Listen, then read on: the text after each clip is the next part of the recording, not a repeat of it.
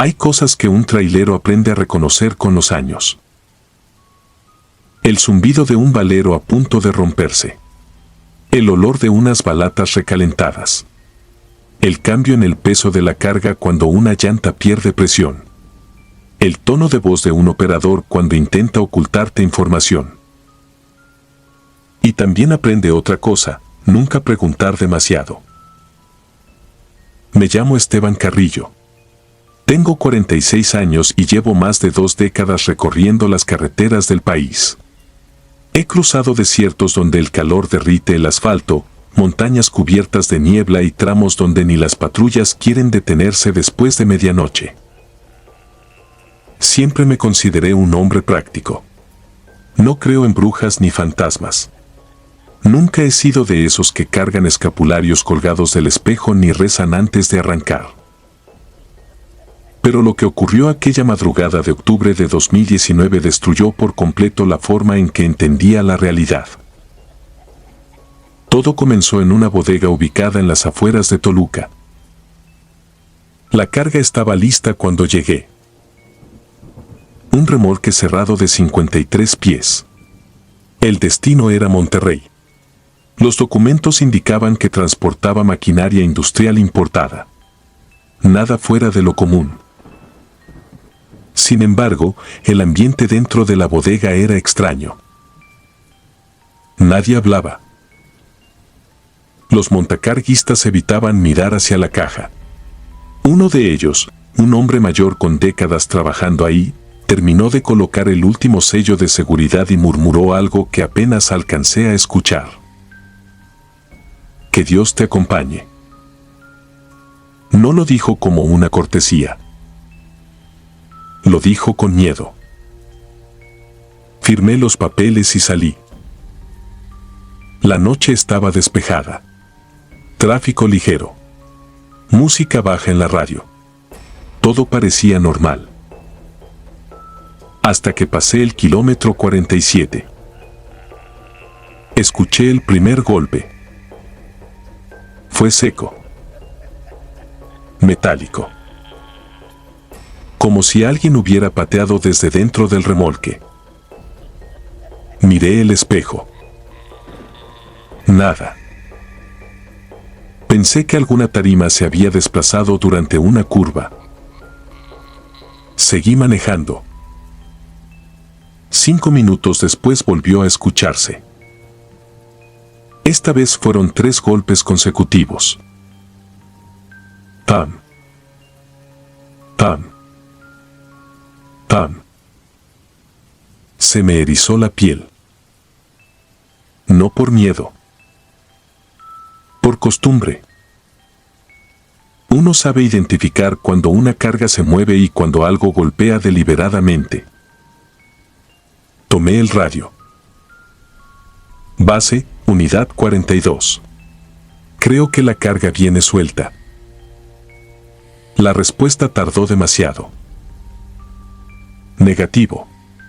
Continúe su ruta. Escuché golpes.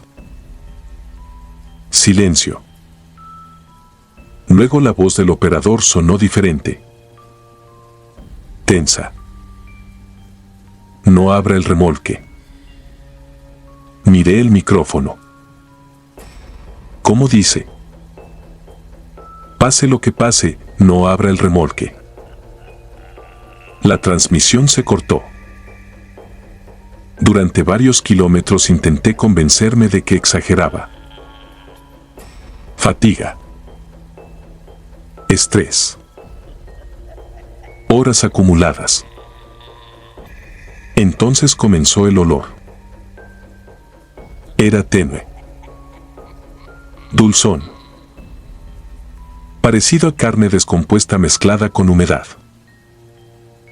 Bajé las ventanas. El olor aumentó.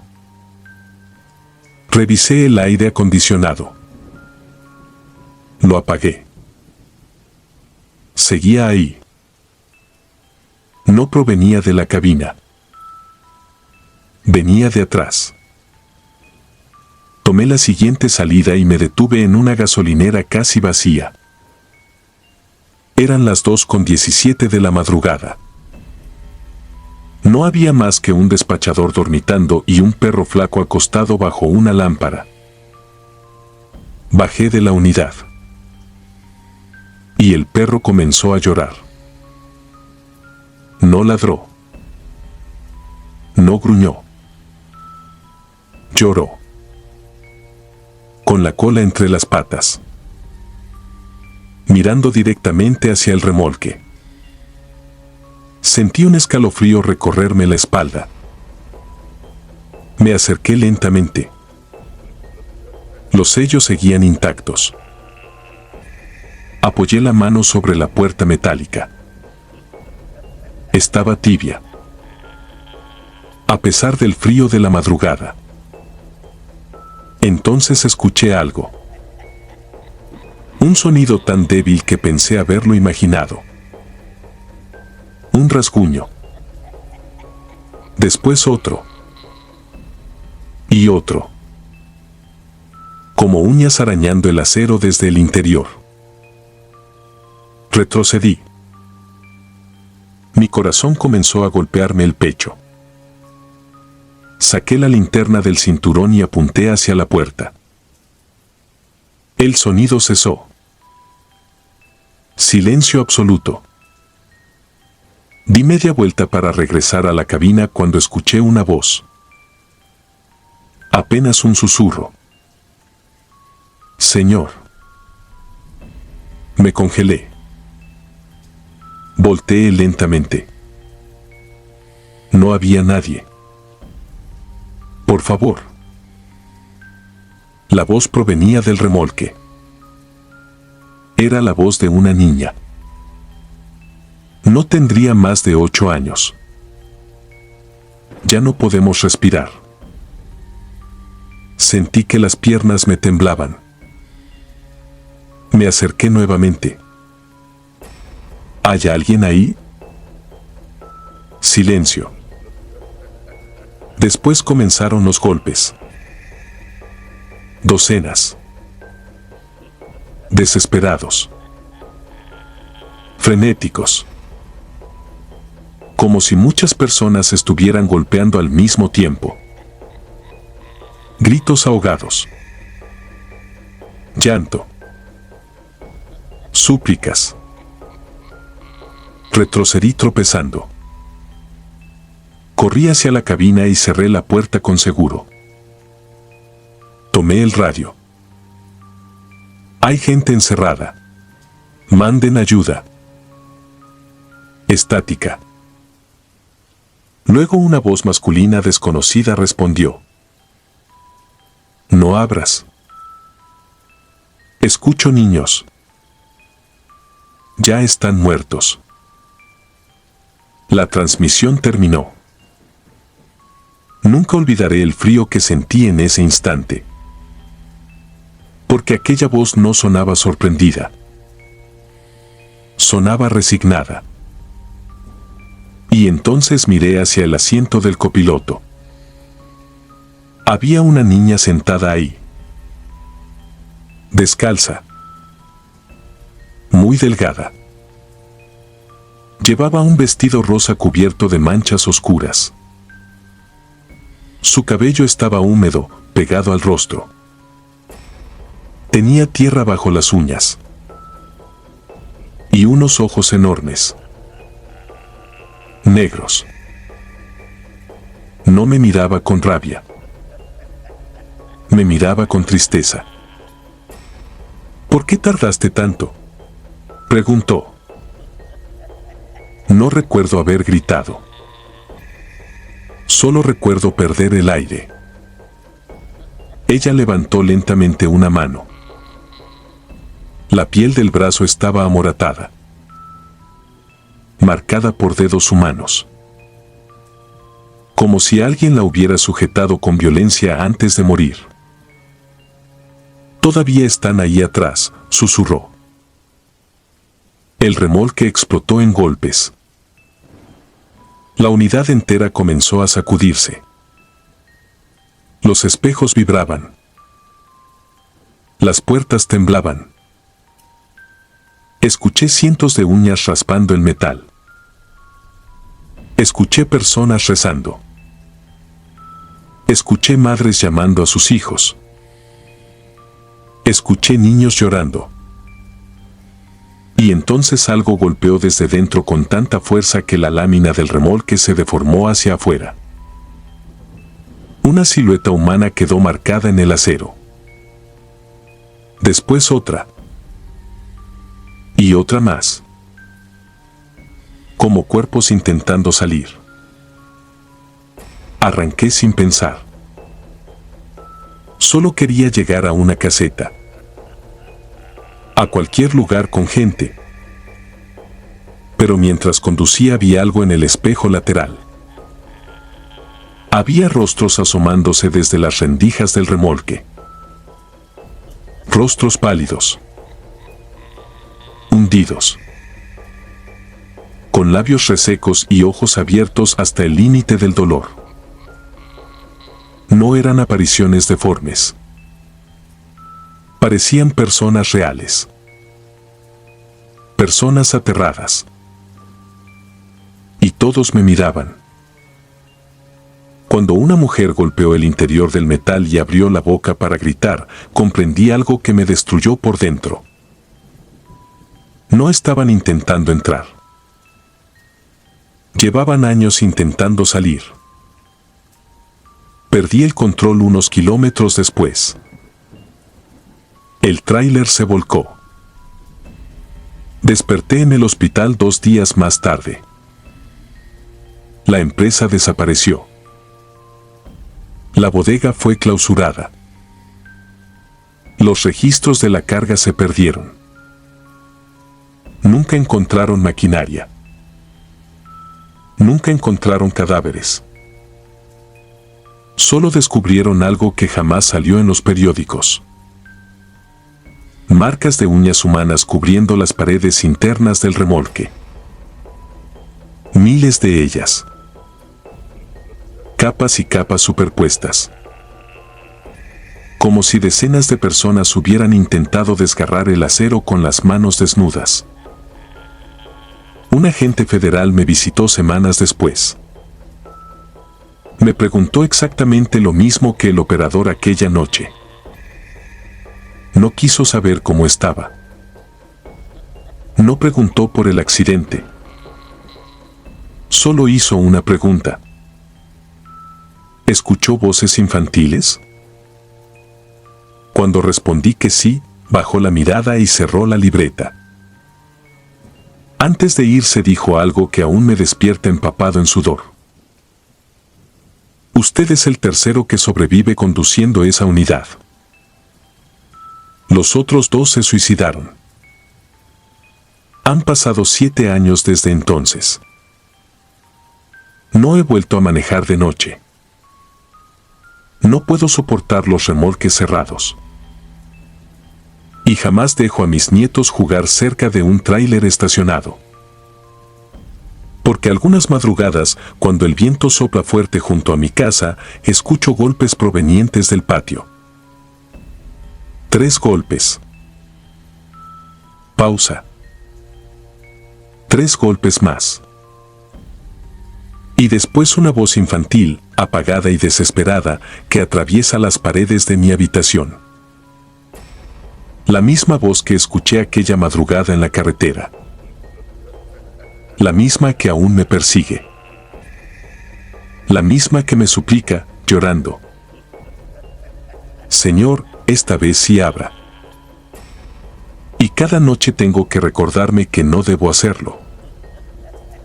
Porque ya entendí algo que nadie me enseñó en todos mis años como trailero. Hay cargas que transportan mercancía. Y hay otras que transportan el último momento de personas que jamás encontraron descanso. Y si algún día escuchas golpes dentro de un remolque sellado, en medio de una carretera vacía, reza para que sean ladrones. Porque si las voces te llaman por tu nombre, ya es demasiado tarde.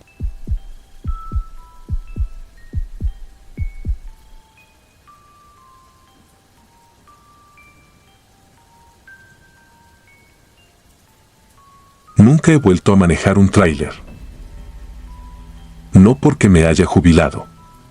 No porque me faltaran ofertas de trabajo. Dejé de hacerlo porque entendí demasiado tarde que algunas cargas no vienen registradas en ningún manifiesto y que ciertas culpas son capaces de sobrevivir a la muerte. Me llamo Ramiro Saldaña. Tenía 38 años cuando ocurrió todo esto en el invierno de 2021. Durante casi 2 décadas recorrí la frontera norte transportando mercancía entre Sonora y Baja California. Conocía esas carreteras mejor que los pasillos de mi propia casa. Sabía dónde estaban los baches que podían volcar una caja cargada, en qué gasolineras servían café recalentado y en cuáles era mejor no detenerse porque abundaban los asaltantes. Siempre pensé que el verdadero terror del oficio era quedarse dormido al volante. Estaba equivocado. Aquella madrugada conducía por la carretera entre San Luis Río Colorado y Caborca. Eran poco más de las 5 de la mañana. El desierto seguía envuelto en oscuridad y el frío atravesaba los cristales de la cabina. Llevaba más de 10 horas manejando y el cansancio comenzaba a instalarse detrás de mis ojos como una presión insoportable. Entonces aparecieron las luces. Una patrulla atravesada en mitad de la carretera. Agentes armados. Órdenes secas. Documentos. Rutina. Mientras revisaban mis papeles, uno de ellos enfocó la linterna hacia el asiento del copiloto. Se quedó inmóvil. Después me miró. ¿Y él? Sentí un vacío en el estómago. Le expliqué que viajaba solo. El agente frunció el ceño. No mienta. Su acompañante está ahí sentado. Desde la distancia levanté la vista hacia la cabina. Había un hombre. Moreno. Bigote espeso. Camisa a cuadros. Mirando hacia el frente con absoluta tranquilidad. El oficial habló con él durante algunos segundos. Después regresó y me devolvió los documentos. Puede continuar. Su familiar necesita atención médica, pero dijo que usted sabe a dónde llevarlo. Subí al tráiler con las piernas débiles. Y cuando cerré la puerta, reconocí aquel rostro. Era mi padre. Había muerto 22 años antes. Decían que se había quedado dormido conduciendo un tráiler cerca de Altar. Que había invadido el carril contrario. Que el impacto fue tan brutal que apenas pudieron identificarlo. Yo tenía 8 años. Desde entonces crecí escuchando la misma historia. Tu padre fue una víctima. Tu padre era un buen hombre. Tu padre tuvo mala suerte. Nunca cuestioné nada. Hasta esa madrugada. No me atreví a mirarlo directamente durante varios kilómetros. Pero el reflejo del parabrisas me obligó. No tenía piernas. Sus pantalones terminaban a la altura de los muslos, empapados de sangre oscura y seca. Fragmentos de hueso asomaban entre la carne ennegrecida. Apreté el volante con tanta fuerza que sentí las uñas clavarse en las palmas. Papá. Susurré. No respondió. Giró lentamente hacia mí. Y sonrió. No era una sonrisa amable. Era la expresión devastadora de alguien consumido por una tristeza tan inmensa que había olvidado cómo se hacía para llorar. Las apariciones comenzaron desde esa noche. Primero fueron reflejos. Pequeñas siluetas detrás de mí. Luego comenzaron los sonidos. Respiraciones. Toses infantiles. El roce de zapatos sobre el piso metálico del camarote. Después llegaron las voces. No eran gritos. Y eso era peor. Eran murmullos. Niños preguntando por sus madres. Preguntando cuánto faltaba para llegar. Preguntando si ya podían salir porque hacía mucho calor. Yo dejaba la radio encendida para no escucharlos. No funcionaba. Cada viaje aparecían más. Algunos llevaban mochilas. Otros sostenían juguetes derretidos. Una niña abrazaba a una muñeca sin ojos. Un niño tenía la mitad del rostro quemado y aún así me sonreía con la inocencia intacta. No parecían monstruos. Parecían niños normales.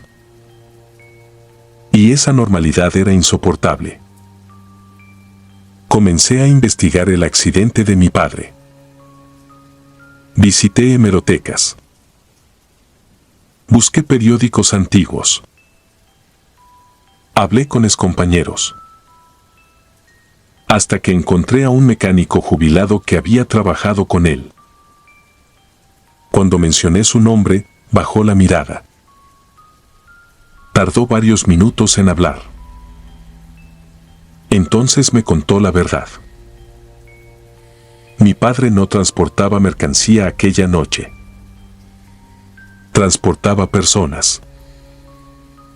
Migrantes. Familias enteras. Había aceptado dinero extra para cruzarlos escondidos dentro de la caja del tráiler. Entre ellos viajaban varios niños. El sistema de refrigeración sufrió una avería. Los pequeños comenzaron a asfixiarse. Golpearon las paredes. Gritaron. Lloraron. Pidieron ayuda. Pero mi padre no abrió. Tenía miedo de perder el dinero. Miedo de ir a prisión. Miedo de ser descubierto. Cuando finalmente decidió detenerse, ya era demasiado tarde. Muchos habían muerto. Desesperado, intentó escapar. Fue entonces cuando provocó el accidente. La familia pagó para ocultarlo todo. Compraron silencio. Inventaron otra versión. Y yo crecí admirando a un hombre que había abandonado niños a una muerte lenta y aterradora. Esa revelación destruyó algo dentro de mí. Comprendí la tristeza de sus ojos. Comprendí por qué jamás hablaba. No necesitaba explicarse. Su condena era eterna.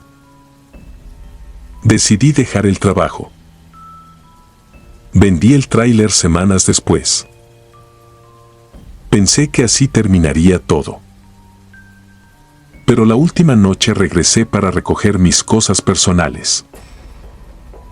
La caja estaba vacía. Sin carga. Sin mercancía. Sin nadie. Escuché golpes desde adentro. Suaves. Desesperados. Como uñas diminutas arañando metal. Abrí. Había niños. Decenas. No muertos. No fantasmas. Niños reales. Deshidratados. Temblando. Con los labios partidos.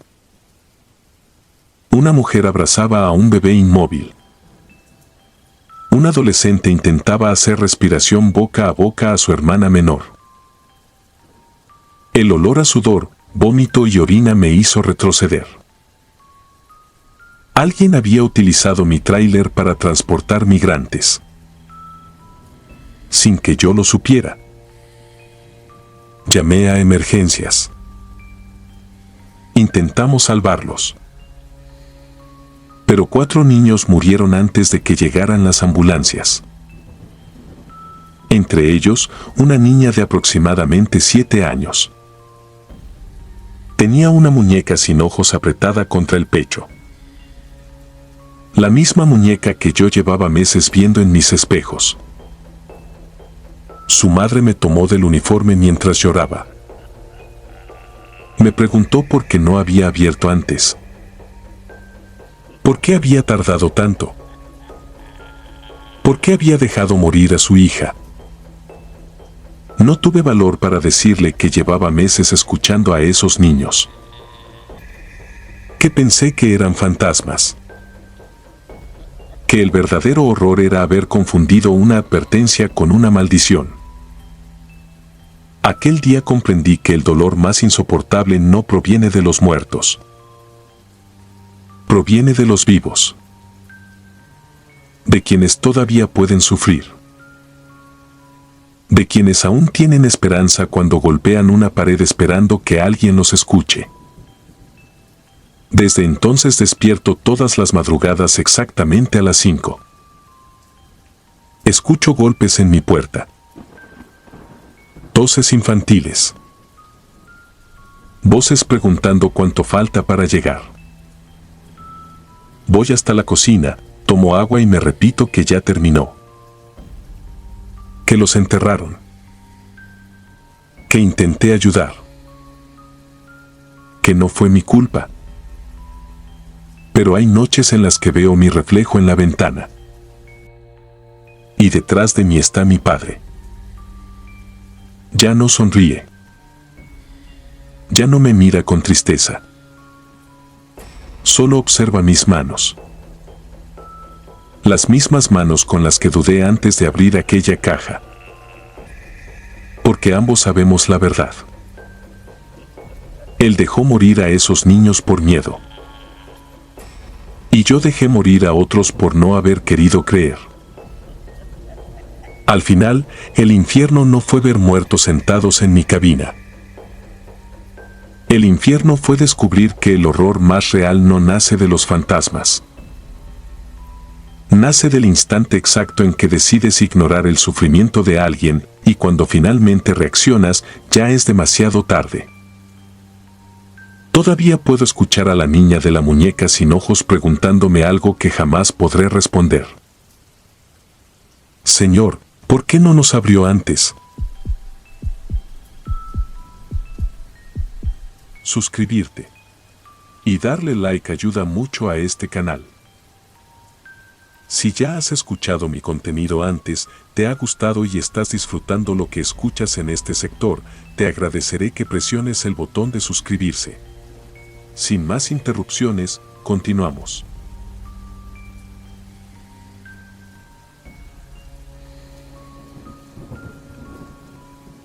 Nunca he contado esta historia frente a frente. No porque me dé vergüenza, sino porque he aprendido que cuando alguien te mira a los ojos y escucha lo que voy a decir, inevitablemente piensa lo mismo, que las horas de carretera terminaron por romperme la cabeza. Tal vez tengan razón. Ojalá la tengan. Mi nombre no importa. Durante casi 2 años trabajé como trailero para una empresa transportista del norte del país. No era de esos veteranos que presumen millones de kilómetros recorridos ni historias imposibles en fondas de carretera. Yo todavía estaba aprendiendo. Cometía errores al maniobrar, me ponía nervioso en los descensos pronunciados y aún sentía emoción cada vez que me asignaban una ruta nueva. En abril de 2019 me enviaron a cubrir recorridos entre Durango y Zacatecas. La primera vez que vi al niño eran poco más de las 4 de la tarde. Recuerdo el calor porque el aire acondicionado del tráiler llevaba semanas fallando. El sol golpeaba el parabrisas con tanta fuerza que la carretera parecía derretirse a la distancia. La radio perdía señal constantemente y el olor del motor caliente entraba por las rejillas de ventilación. Todo era normal. Hasta que una camioneta negra me rebasó. Escuché primero el rugido del motor al adelantarme. Después giré la cabeza por simple costumbre, observando el vehículo mientras volvía a incorporarse al carril. Fue entonces cuando lo vi. Un niño sentado junto a la luneta trasera. Cabello rubio cenizo. Piel demasiado pálida. Una camisa azul clara. Y una sonrisa exageradamente amplia. Levantó la mano y me saludó. Yo hice lo mismo. Los niños suelen hacerlo. Muchos se emocionan al ver tráileres enormes. Algunos incluso hacen el gesto para que uno toque el claxon. No pensé más en ello. 20 minutos después, un automóvil blanco me rebasó. Volteé por inercia. El niño estaba ahí. Misma ropa. Misma expresión. Misma sonrisa. Me quedé inmóvil unos segundos, observando cómo desaparecía delante de mí. Intenté racionalizarlo. Quizá había visto mal. Quizá era otro niño parecido.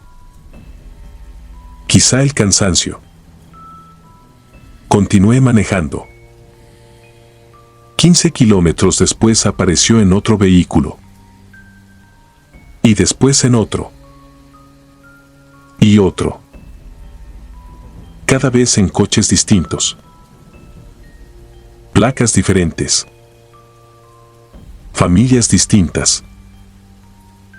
El niño jamás cambiaba. Lo más perturbador era que no hacía nada amenazante. No golpeaba el cristal.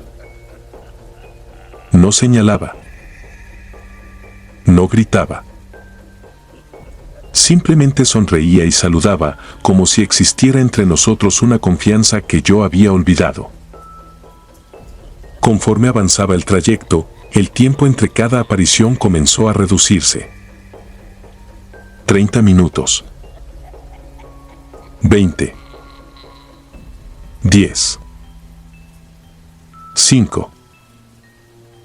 Al final del viaje ya ni siquiera necesitaba verlo acercarse. Mi cuerpo reaccionaba antes. El corazón se aceleraba. Las manos sudaban sobre el volante. Y entonces aparecía. Esperándome detrás de otra ventana. Sonriendo.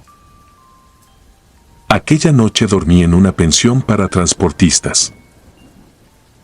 Desperté alrededor de las 3 de la madrugada. No fue un ruido lo que me despertó.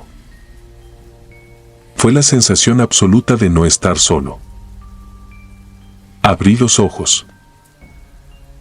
La habitación estaba oscura. Escuché algo parecido a una respiración húmeda proveniente del rincón junto al baño. Permanecí inmóvil. La respiración cesó. Luego escuché pasos pequeños sobre el piso. Descalzos. Lentos. 1. 2. 3. El miedo me paralizó por completo. No podía moverme. No podía hablar. Los pasos llegaron hasta un costado de la cama. Sentí el colchón hundirse. Algo pequeño acababa de subir. Permanecí mirando al techo mientras las lágrimas me corrían hacia las orejas sin que pudiera detenerlas. Entonces escuché una voz infantil, apenas un susurro. Gracias por saludarme. Perdí el conocimiento. Cuando desperté, era de día. La recepcionista insistía en que nadie había entrado a mi habitación.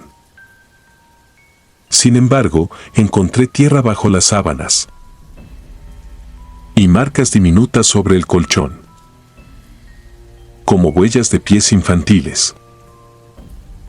Regresé a trabajar, porque así funciona este oficio. Aunque estés roto, las cuentas siguen llegando.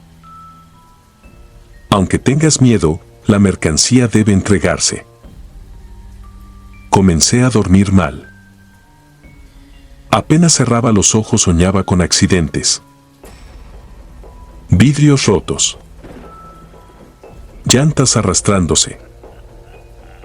Personas gritando.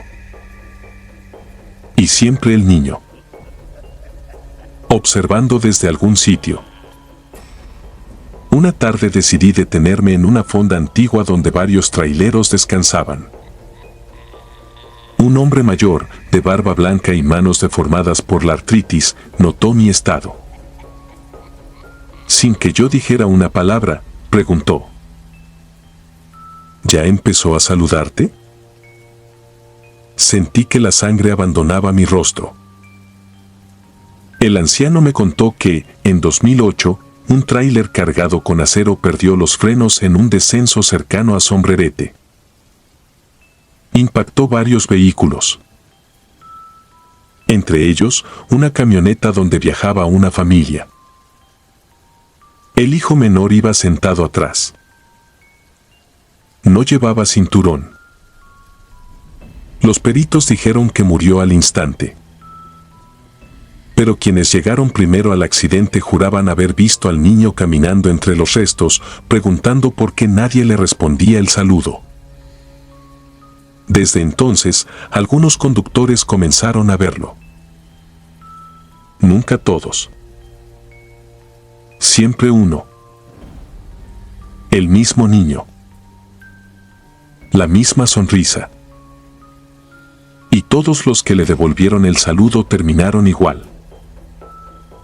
Muertos en carretera.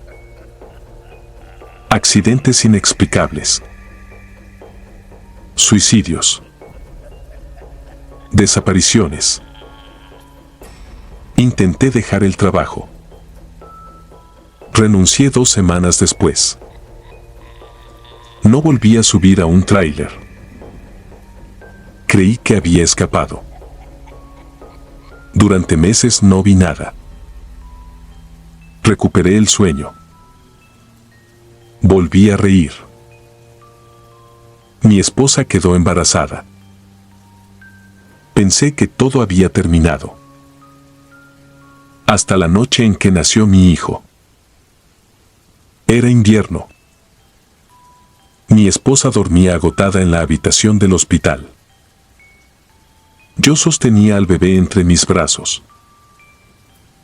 La enfermera acababa de salir cuando escuché una pequeña risita proveniente del pasillo. Miré hacia la puerta entreabierta. El niño estaba de pie bajo la luz blanca del hospital. La camisa azul. La piel pálida. La sonrisa imposible. No parecía un espectro. Parecía un niño real. Uno que jamás debió estar allí. Lo peor fue que no me miraba a mí. Miraba a mi hijo. Lentamente levantó la mano para saludar. Mi bebé abrió los ojos. Y sonrió. Todavía no tenía dientes. Sin embargo, mientras le devolvía el saludo moviendo su diminuta mano, vi como algo oscuro comenzaba a asomarse entre sus encías. Pequeños dientes finos. Demasiados. Iguales a los del niño del espejo. Desde entonces, cada cumpleaños de mi hijo encuentro una huella infantil frente a la puerta de mi casa. A veces aparecen dibujos hechos con crayón azul en las paredes de su habitación. Carreteras. Autos. y 2 niños tomados de la mano. El mayor siempre está sonriendo. Mi hijo acaba de cumplir 7 años. La semana pasada me preguntó cuándo iba a enseñarle a manejar. Después señaló hacia el espejo del comedor. Papá, ¿por qué el niño de atrás dice que pronto iremos a dar un paseo? No volteé. Porque después de tantos años entendí algo horrible. El niño nunca estuvo buscándome. Jamás quiso arrastrarme con él. Yo solo era el conductor equivocado. El verdadero pasajero que necesitaba aún no había nacido.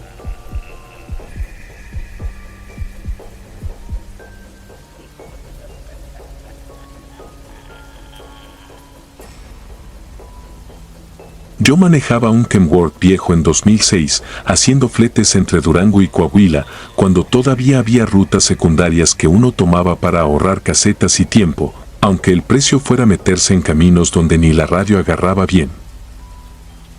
Aquel viaje empezó normal. Llevaba cajas de refacciones para una mina y me habían advertido que no tomara el tramo viejo después de las 6. No por asaltos, no por derrumbes, sino porque, según el encargado del almacén, esa carretera no devuelve a todos. Me reí por compromiso, firmé mis papeles y seguí. Entré al tramo poco antes del atardecer. Era una carretera angosta, partida por grietas, con matorrales secos a los lados y postes de luz separados por kilómetros. Lo primero que vi fueron botellas rojas alrededor de una cruz de madera. Pensé que era un altar de accidente. Luego apareció otro, y después otro más. Mientras más avanzaba, más grandes se volvían. No eran simples recuerdos de muertos. Eran estructuras hechas con botellas de vidrio rojo, acomodadas con una precisión enferma, como si alguien pasara horas poniéndolas una por una. Algunas tenían veladoras encendidas, flores frescas y fotografías volteadas boca abajo. Eso fue lo que me inquietó. No estaban abandonados. La entrega se retrasó y terminé regresando de noche. Apenas entré otra vez a ese tramo, sentí que el camión pesaba más, como si remolcara algo que no venía en la caja. El motor sonaba ahogado. La radio soltaba pura estática y, entre el ruido, se alcanzaba a oír una respiración baja, pegada al micrófono. Luego los altares comenzaron a brillar. Los focos viejos de la carretera atravesaban las botellas rojas y bañaban todo con una luz oscura, casi viva. No parecía iluminación, parecía sangre reflejada en el vidrio. Cada altar palpitaba al pasar, como si respirara conmigo. A mitad del camino vi al primer hombre. Estaba parado junto a una cruz negra, vestido con camisa roja y pantalón oscuro. No levantó la mano. No pidió ayuda. Solo miraba hacia la carretera. Bajé un poco la velocidad, por instinto, y al pasar junto a él noté algo que me heló la espalda. No tenía sombra. Revisé el espejo y ya no estaba. Apreté el acelerador. Los altares siguieron apareciendo, pero ahora había figuras arrodilladas frente a ellos. Al principio creí que eran maniquíes, porque no se movían. Después mis luces alcanzaron a iluminar a uno de cerca. Tenía botas de trabajo, chamarra de mezclilla y las manos amarradas con alambre. Su cabeza estaba inclinada, pero el cuello se veía demasiado real, con piel reseca pegada al hueso. No quise mirar más. Entonces escuché golpes en la caja. 3 golpes secos, desde adentro del remolque. Yo sabía que iba vacío. Seguí manejando con los ojos clavados al frente. Las luces rojas empezaron a aparecer también en medio del monte, moviéndose paralelas al camión. No eran reflejos. Eran veladoras cargadas por siluetas que caminaban entre los arbustos al mismo ritmo que yo, sin quedarse atrás aunque el velocímetro subiera a 90. El GPS, que llevaba apagado desde hacía horas, encendió solo. Marcaba una ruta que no existía y una frase repetida en la pantalla: frene en el altar. No frené. El motor rugió como si fuera a reventar. Las luces del tablero parpadearon y en el espejo lateral vi algo que todavía no puedo olvidar. Detrás del tráiler venía una fila de personas caminando sobre la carretera, todas con una botella roja en la mano. Algunas tenían la cara quemada. Otras no tenían cara. Pero todas miraban mi cabina. Al final del tramo apareció el altar grande. Era enorme, más alto que mi camión. Una montaña de botellas rojas alrededor de una cruz negra, con decenas de velas formando un círculo en el asfalto. En medio estaba un hombre vestido de rojo, igual que el primero, pero más alto, demasiado alto. No tenía rostro visible, solo dos ojos brillando como vidrio caliente. Cuando pasé junto a él, levantó una mano. No fue un saludo. Fue una orden. En ese instante el camión se apagó. La unidad siguió avanzando por pura inercia, sin motor, sin luces, sin frenos. Sentí que algo se subía al escalón de la puerta del copiloto. No miré. Solo apreté el volante y recé, aunque llevaba años sin rezar. El motor volvió justo cuando salí del tramo. Llegué a la estación más cercana temblando, con las manos entumidas y la camisa pegada al cuerpo. Al revisar el remolque, encontré una botella roja acomodada en el centro exacto de la caja. Estaba limpia, recién puesta, y dentro tenía un papel doblado. No lo abrí ahí. Lo abrí años después, cuando creí que el miedo ya se me había pasado. Era una hoja de bitácora vieja, con mi nombre completo escrito a mano, la placa de mi camión y la fecha de aquella noche. Abajo decía: no se detuvo. Se le cobrará en el siguiente viaje. Nunca volví a manejar por esa carretera.